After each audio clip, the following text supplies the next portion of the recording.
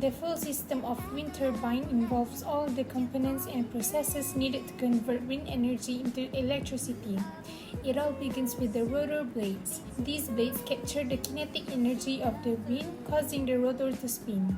This spinning creates rotational energy, which is transferred through the main shaft to the gearbox. The gearbox plays an important role by increasing the rotational speed to a level that is suitable for electricity generation. Next, the generator converts the mechanical energy from the spinning shaft into electrical energy. But the process doesn't stop there. The electricity generated must be conditioned and transmitted. This is done using transformers and grid connection systems so that the power can be safely and efficiently delivered for public or industrial use. Each part of the system works together to make sure the entire process is efficient, reliable, and sustainable, supporting the growing demand for clean energy from wind. First, let's look at the significance of wind turbine sources. Firstly, wind turbines support clean energy transition by reducing our dependence on fossil fuels. They generate electricity using wind, which is a renewable, eco-friendly, and naturally abundant resource. This helps in minimizing carbon emissions and contributes to a more sustainable energy system. Secondly, wind energy systems encourage innovation and research. With detailed knowledge, we can develop better turbine designs, improve control systems, and enhance energy storage. This leads to increased efficiency and better long-term performance of the entire system. Thirdly, wind energy contributes to sustainable development goals. It aligns with global efforts to provide affordable clean energy, address climate change, and promote sustainable industry through low-impact power generation. Hi, my name is Amira Yudina binti Muhammad Amiruddin, and today I want to give an explanation of the relevant scientific instrumentation and the application concept. Number 1 is the wind speed and direction sensors. The main purpose is to detect the real-time wind conditions to decide when to start, stop, or adjust the turbine operation. The example is ultrasonic anemometer. It has no moving parts and it will measure the wind speed with ultrasonic pulses. Next, the wind vane. It will measure the wind's azimuthal direction, critical for your system alignment. Next, for the application is, if the wind speed is greater than 25, it will automatic emergency shutdown. Next is vibration sensors. The main purpose is to identify the mechanical imbalance in blades, rotor, or gearbox bearings. The example is piezoelectric accelerometer. It will detect the subtle vibration anomalies. And lastly, the application is it will alert the operator to inspect the blade cracks or bearing faults. Last but not least is data loggers and SCADA systems. The purpose is to collect, process, and remotely monitor the sensor data. The example is SCADA. It will control the turbine remotely via cellular or fiber networks. Number 2 is data logger. It logs the power output, temperature, and wind speed for later analysis. The application is the operator in control room can shut down the turbine in storms via SCADA. Next, the exploration of a system of wind turbine sources. In order to transform wind energy into electrical power, a wind turbine system combines a number of intricate parts. The nacelle, which houses the gearbox, generator and controller, the tower, the electrical system, and the rotor, which is blades and hub, are the main subsystems that make up the system. The wind's kinetic energy is captured by the rotor, which usually consists of 3 aerodynamic blades set on a hub that rotates in response to wind, utilizing lift and drag forces. In geared system, the gearbox receives this mechanical rotation and raises the rotational speed appropriate for the generator's conversion into electrical power. Direct drive systems, which do away with the gearbox, are used in several contemporary turbines to minimize maintenance. Power electronic can then convert the AC electricity produced by the generator to DC and back to grid compatible AC.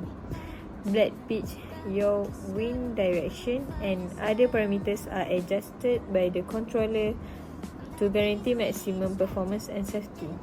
The tower provides support for the entire system and raises it to altitudes with more stable and powerful winds. To move power to the grid, electrical subsystems use cables, transformers, and inverters.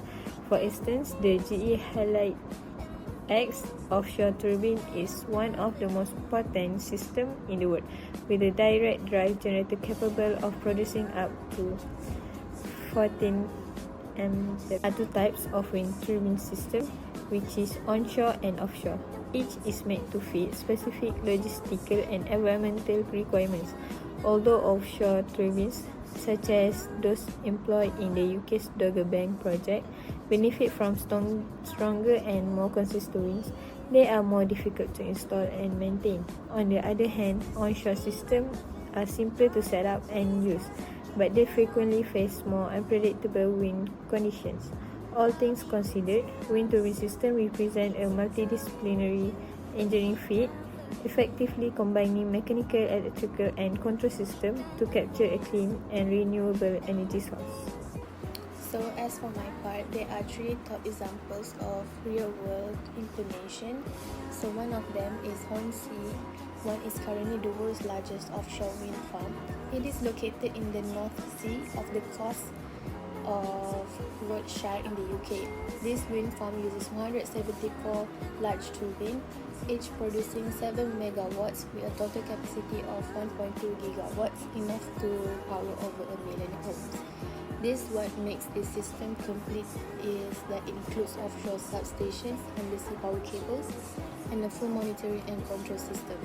The electricity is transmitted to the mainland and integrated into the national grid. This project shows how offshore wind can generate massive amount of clean energy at a national scale. Next is Sam's Island. Sam's Island is a small island in Denmark that became the world famous for being energy self-sufficient. The island installed 11 onshore and 10 offshore wind turbines to meet all its electricity needs. What makes Sam special is that the wind system is owned by the local community and it's fully connected to the island's grid. They also use solar panels and biomass heating to cover other energy needs. SAMS is a great example of how a wind full turbine, system generation, storage, and community involvement can work together to achieve 100 renewable energy. And for the last one is the Gansu Wind Farm. Also known as the Jiquan Wind Power Base, is one of the biggest onshore wind farms in the world. It's located in Gansu Province, China, where there is a lot of open land and strong wind.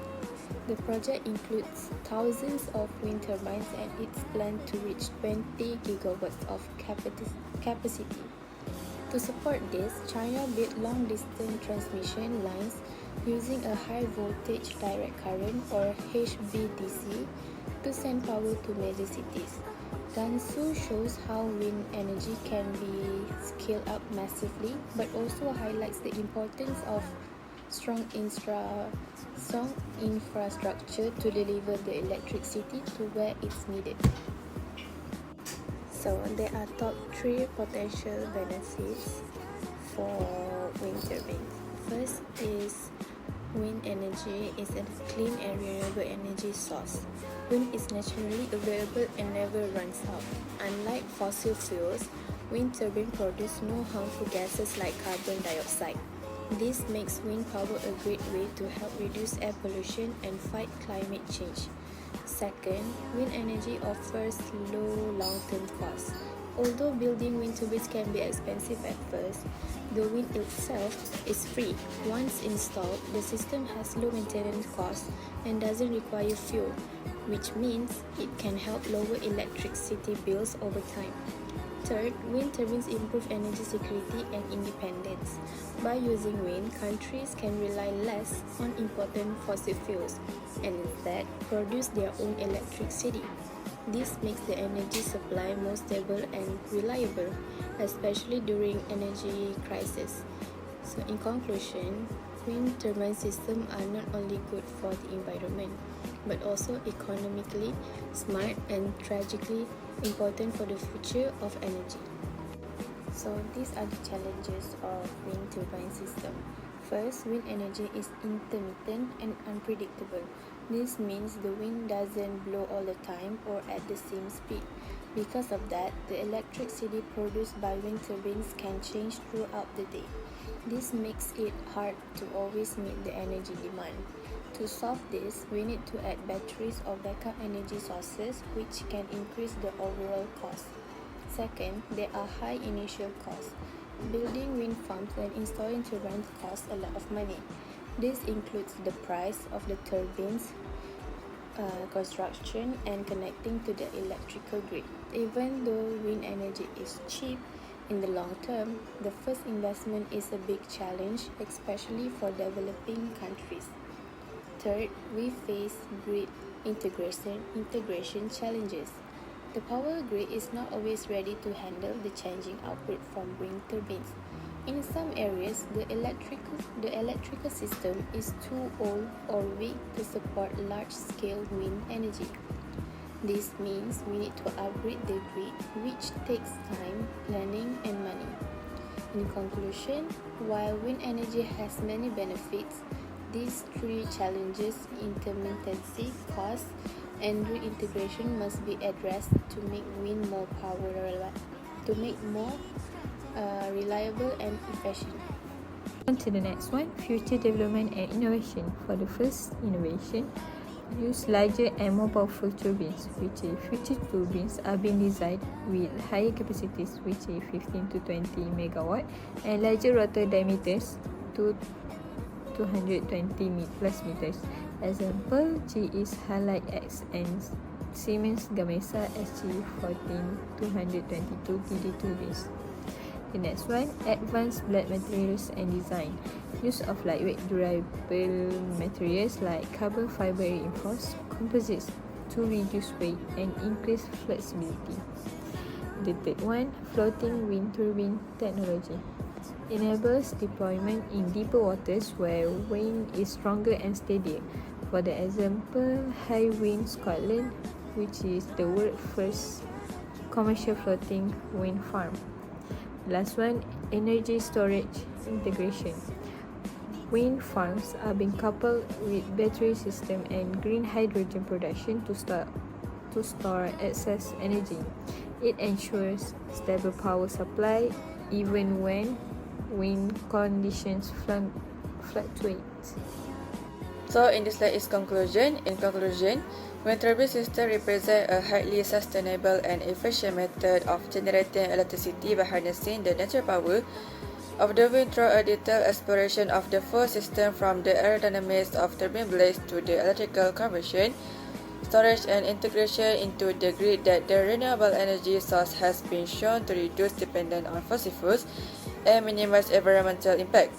Scientific instrumentation such as anemometers, tachometers, and control system ensure optimal performance and safety, while power electronics enable the smooth conversion of mechanical energy into usable electrical energy. Overall, the wind turbine system is not only a technical innovation but also a critical step towards achieving global energy sustainability. As the world shifts toward cleaner energy, wind power continues to play a key role in meeting energy demands while reducing carbon emission.